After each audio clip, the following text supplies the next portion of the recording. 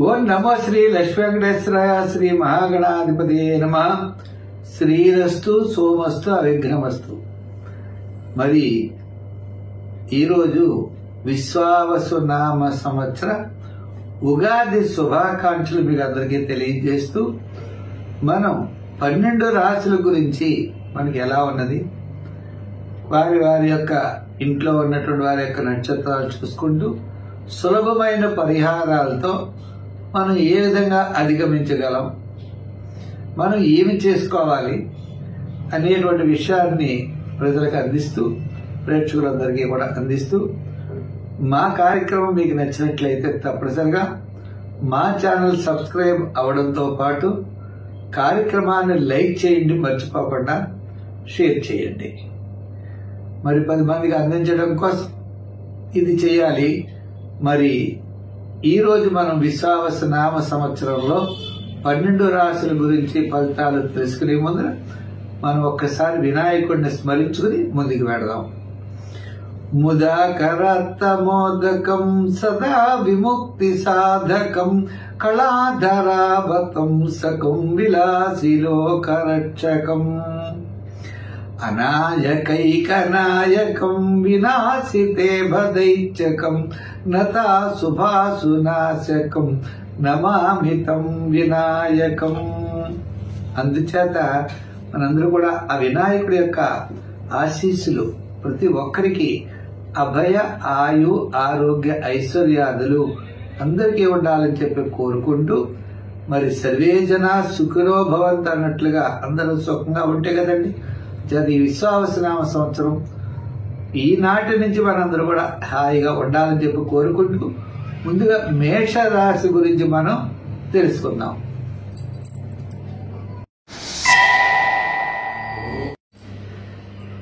ఈ విశ్వావసు నామ సంవత్సరంలో మేషరాశి వారికి ఎలా ఉంటుంది? అశ్విని భరణి కృత్తిక 1వ పాదం మేషరాశి అన్నారు.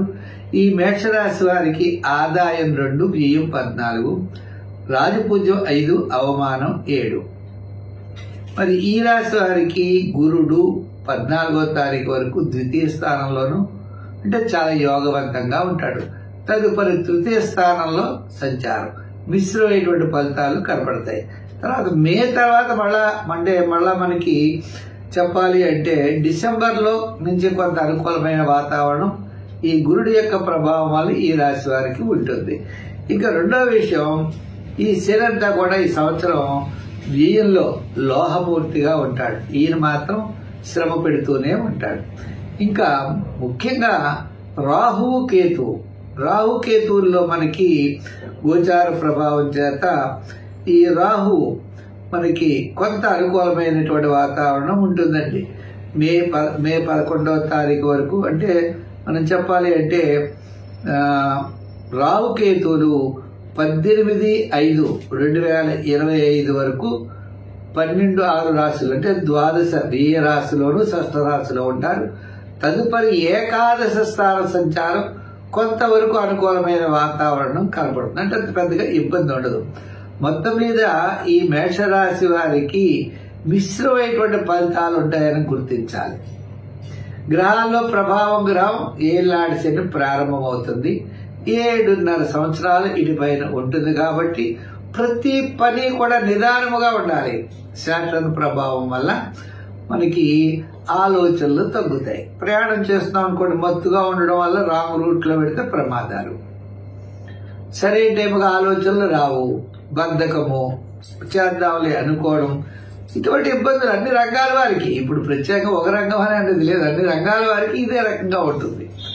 అయితే మనం ఇటువంటి పరిస్థితుల్లో మనం ఏం చేయాలంటే తప్పనిసరిగా అన్ని మిగిలినటువంటి రవి, బుధుడు, శుక్రుడు వీటి ఫలితాలు ఎలా ఉన్నా ప్రధానంగా శాటర్న్కి, శనికి వీలైతే జపం చేయించుకోవాలి, లేదా శనివారం నియమం పాటించి నవగ్రహాల చుట్టూ తిరగాలి, ప్రదక్షిణలు చేయాలి, తైలాభిషేకం చేసుకుంటూ శివుని వండలు పంచిపెడుతూ, ఇది ఒక ప్రత్యేకంగా ఒక 7.5 సంవత్సరాలు చేయవలసినటువంటి పని.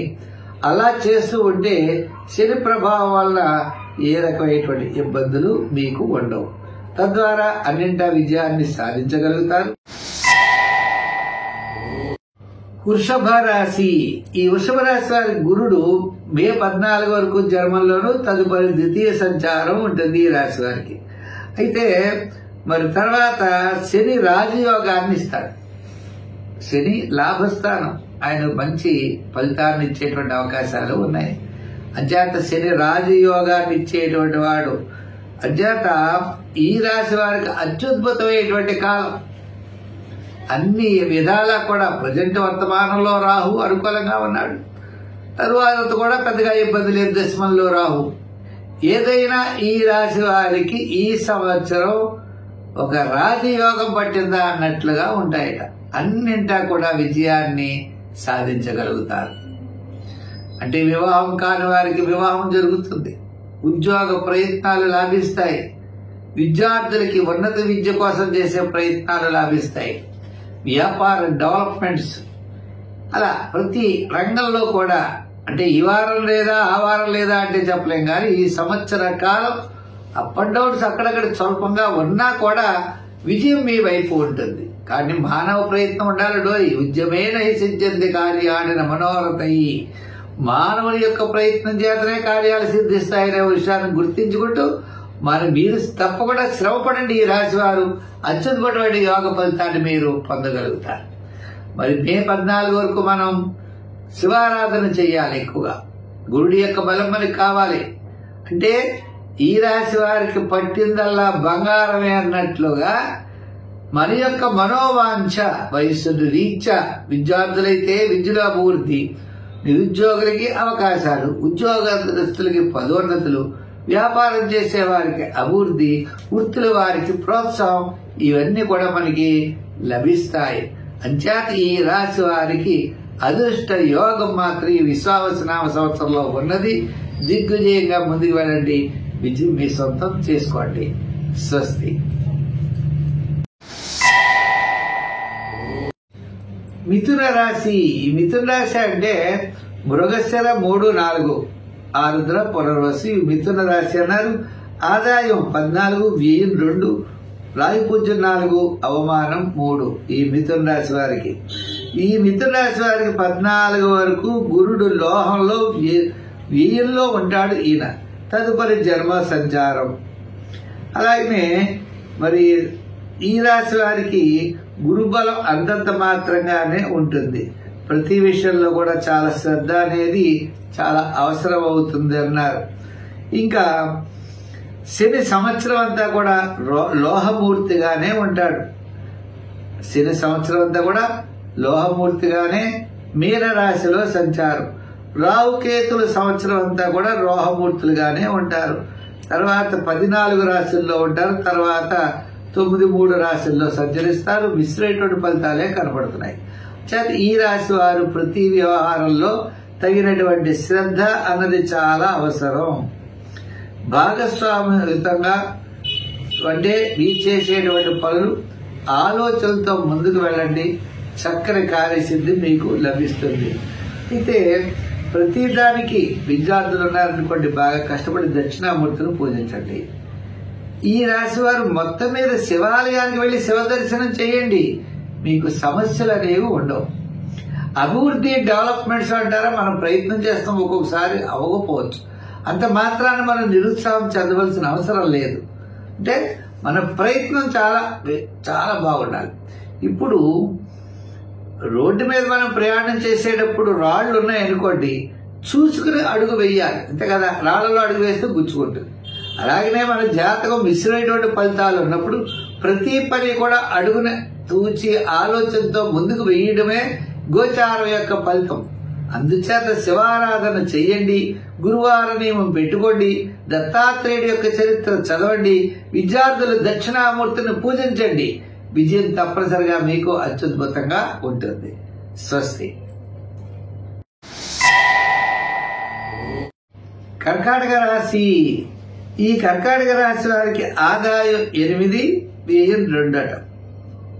రాజపూజ్యం 7, అవమానం 3.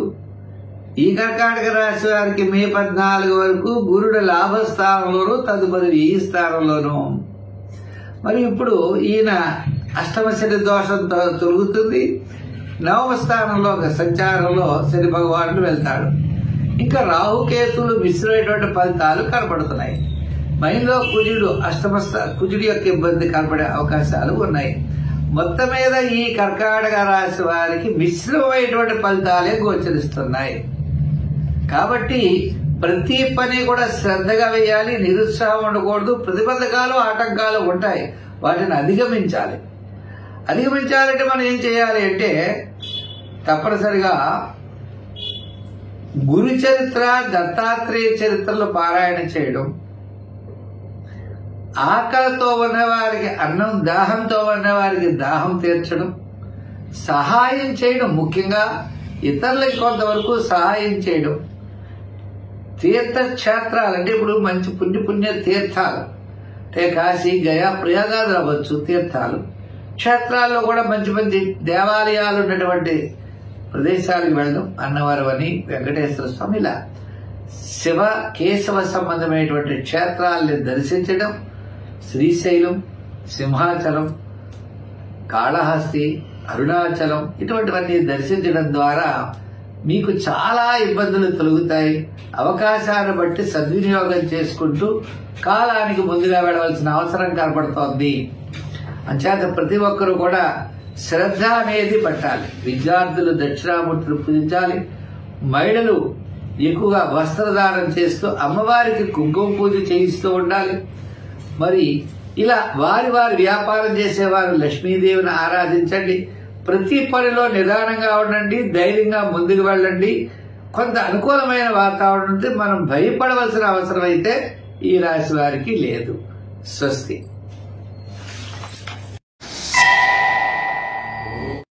సింహరాశి. ఈ సింహరాశి వారంటే మఖ, పుబ్బ, ఉత్తరాపాదం సింహరాశి అన్నారు. వీరికి ఆదాయం చూస్తే 11, వ్యయం 11 అంటే సమానంగా ఉందండి. రాజపూజ్యం 3, అవమానం 6. ఇది కాస్త ఇబ్బందిగా ఉంది. అయితే మరి ఈ రాశి వారికి గురుడు ప్రస్తుతం దశమంలో ఉన్న మే 10 తర్వాత లాభస్థానంలోకి వస్తాడు. అష్టమంలో శని ప్రారంభం అవుతుంది.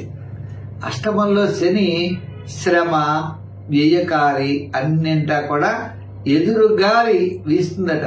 ప్రవాహానికి ఎదురు వెళ్ళాలి. గురుడి యొక్క బలం ఉంటుంది, ఉన్నప్పటికీ కూడా మన యొక్క ఫలితాలు మిశ్రమైపోతూ ఉంటాయి. దీర్ఘకాలిక ప్రయోజనాన్ని ఇచ్చేటువంటి పనులు జరిగే అవకాశాలు ఉన్నాయి. అయితే ఇక్కడ బాగా తెలుసుకోవాల్సినటువంటి విషయం, ఇప్పుడు విద్యార్థులు ఉన్నారనుకుందాం. విద్యార్థులకి ఎక్కడో సీట్ రావడం, లేదా డబ్బిచ్చి పేమెంట్ సీట్ రావడం అటువంటి జరగచ్చు. మరి ఉద్యోగస్తులకి పదోన్నతులు ఉంటాయి, ప్రమోషన్ వస్తుంది, శ్రమ ఎక్కువ ఉంటుంది, ఫలితం తక్కువ ఉంటుంది. అదేవిధంగా వివాహం కానటువంటి పిల్లలకి వివాహం జరుగుతుంది, స్థల చలనం, ఎక్కడికో వెళ్ళవలసి వస్తుంది. అలాగే గృహ నిర్మాణాది ప్రయత్నాలు ముందుకు పెడతాయి, రుణం చేయవలసి వస్తుంది. ఇలా శ్రమతో కూడినటువంటి ఫలితాలు ఇవ్వడానికి ఎక్కువగా అవకాశాలు ఈ సంవత్సరం కనబడుతున్నాయి. అందుచేత ప్రతి ఒక్కరూ కూడా నిదానముగా ఉండాలి, ఆరోగ్య సూత్రాలు పాటించాలి, పబ్లిక్ లో జాగ్రత్తగా మాట్లాడాలి, అధికారులతో జాగ్రత్తలు ఉండాలి. ఇలా ప్రతి విషయంలో జాగ్రత్తలు తీసుకుంటూ ముందుకెళ్ళవలసినటువంటి అవసరం ఈ సింహరాశి వారికి ఉన్నది. అయితే ఇంకా బాగుండాలంటే ఏం చేయాలి అంటే అష్టమ శని ప్రభావం ఉంది కాబట్టి అష్టమ శని దోష నివారణకు ఆయన గ్రహం అనుకూలంగా ఉండడానికి శనికి తైలాభిషేకాలు చేయాలి, శనికి జపం చేయించుకోవాలి, నవగ్రహాల్లో ఉన్న శని శ్లోకాన్ని పఠించాలి, తిలదానం చేయాలి, బెల్లం దానం చేయాలి, అలాగే స్టీల్ గ్లాసు, నల్ల తువ్వాలు, నల్ల రగ్గులు దానం చేయాలి, పాదరక్షలు దానం చేయాలి. ఈ విధంగా ఇతరులకు సహాయ సహకారాలు అందిస్తూ ధైర్యంగా ముందుకు వెళ్ళండి. కొన్ని రకాల ఇబ్బందులు తగ్గుతాయి. మీకు విజయం వైపుకి మీరు ముందుకు వెళ్ళడానికి, శుభ పరంపర ఏర్పడడానికి అవకాశాలు ఉన్నాయి. స్వస్తి.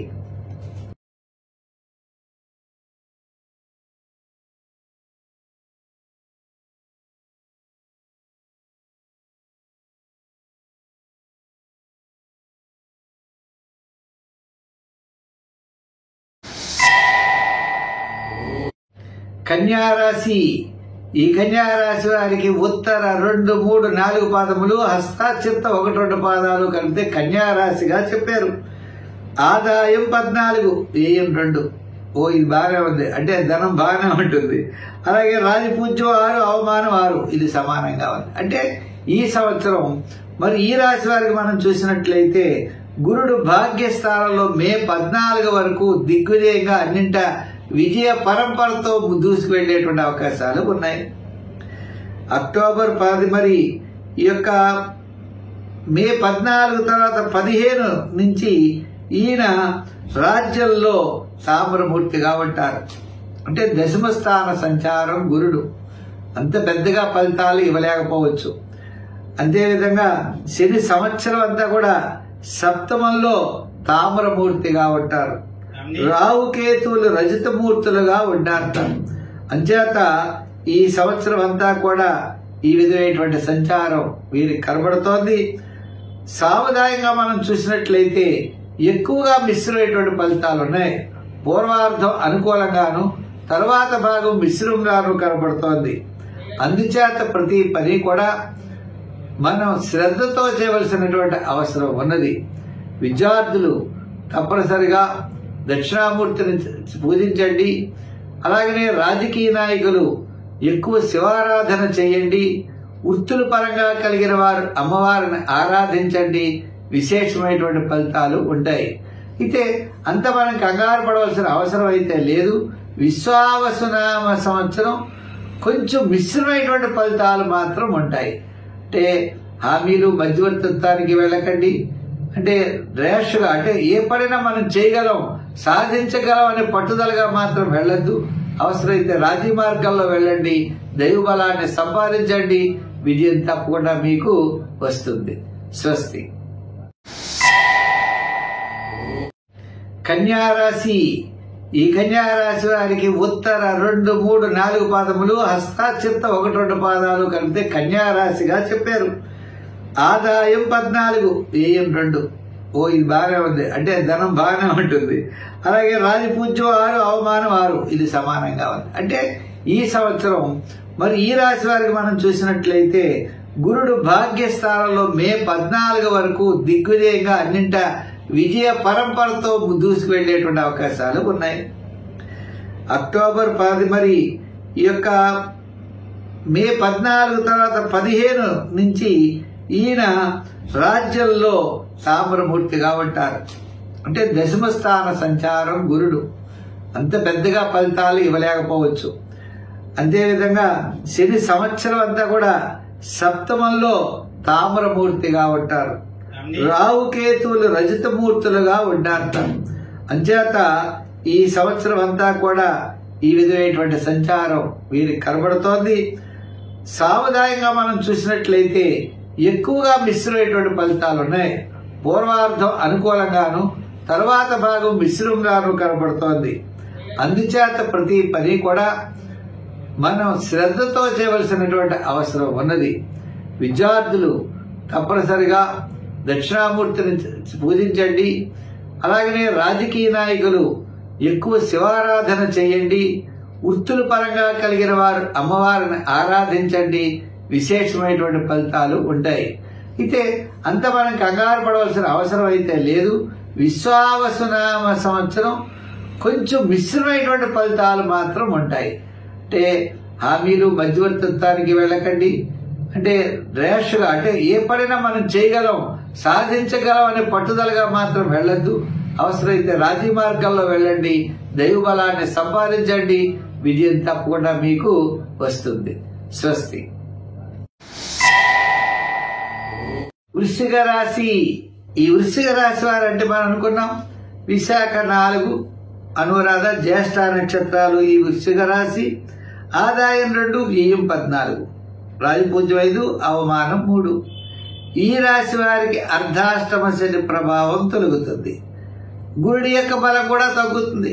మే 14 వరకు బాగానే ఉంటాడు. మే 14 నుంచి గురుడు మారుతాడు. సప్తమంలో అష్టమ గురుడు అవుతాడు.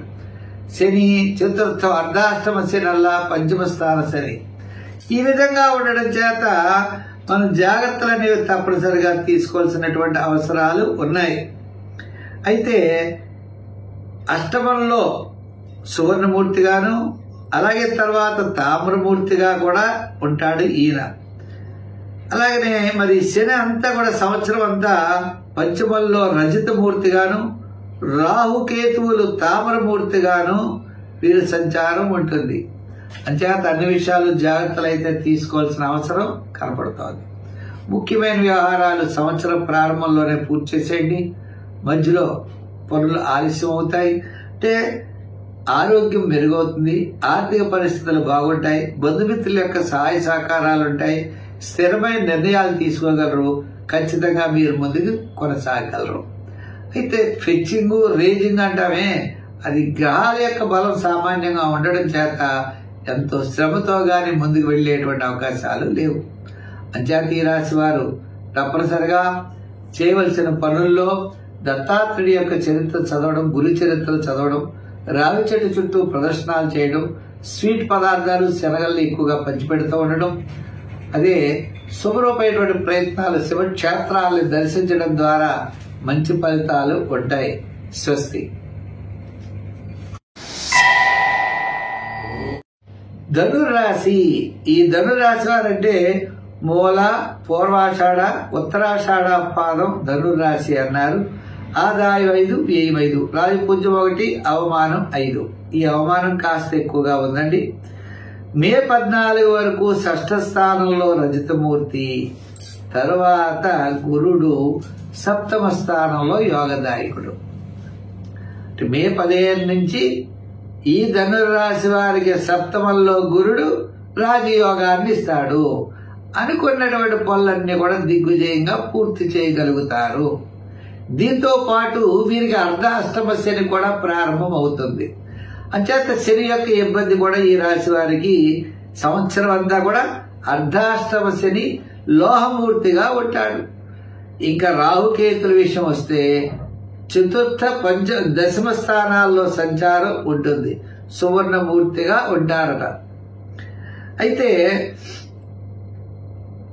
ఈ సంవత్సరం అంతా కూడా మనం చూసినట్లయితే శని పాపుడు, రాహుకేతువులు శుభులుగా ఉన్నారు. వేదగోచారంతో కూడా గురుడు సామాన్యమైన ఫలితాలని చెప్పారు. ఏదైనప్పటికీ మనకి అనుకూలమైనటువంటి ఫలితాలు ఎక్కువగా ఉంటాయి.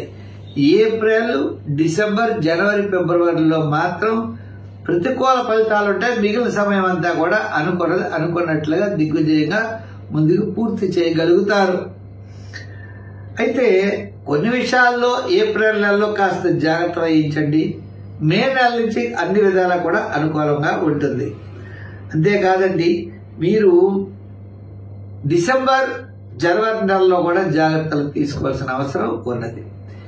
ఈ రాశి వారు చేయవలసినటువంటి పరిహారములు అంటే విద్యార్థులకి ఉన్నత విద్య, విదేశీయాన ప్రయత్నాలు లాభిస్తాయి. నిరుద్యోగులకు కూడా అవకాశాలు లభిస్తాయి. అదేవిధంగా వృత్తుల వారికి కూడా కళారంగ వారు, న్యాయవాదులు, వైద్యులు ఇలా వారి యొక్క అభివృద్ధి ఖచ్చితంగా కనబడుతుంది. చికాకులు తగ్గుతాయి. వ్యాపారాల్లో ఎక్కువగా లోహ, యంత్ర, వాహన వారికి సామాన్యంగా ఉన్న మిగిలిన రంగాల వారికి కాస్త అనుకూలంగా ఉంటుంది. మొత్తం మీద ఈ రాశి వారు చేయవలసిన పని అర్ధాష్టమ శని ఉన్నది కాబట్టి శనికి జపం చేయడం, శనికి తైలాభిషేకాలు చేయడం, నువ్వులు, నల్ల తువాలు, స్టీల్ గ్లాసు, నల్ల దుప్పటి లాంటివి దానం చేయడం, తద్వారా విజయాన్ని తప్పనిసరిగా మీరు పొందగలుగుతారు. స్వస్తి. మకర రాశి. ఈ మకర రాశి వారికి మనం చూసినట్లయితే